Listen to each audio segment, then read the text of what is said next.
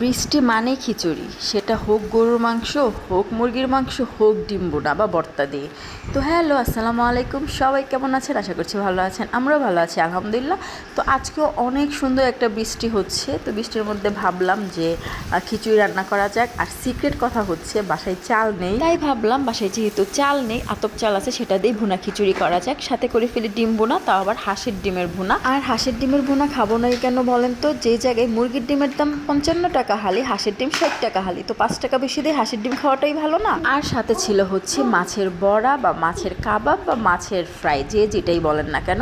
তো বোনা খিচুড়ি দিয়ে কিন্তু এই ফ্রাইটা এত মজা লেগেছিল কি বলবো। আর ডিম বোনার তো কথাই নেই, কারণ ডিম বোনাটা অনেক মজা হয়েছিল।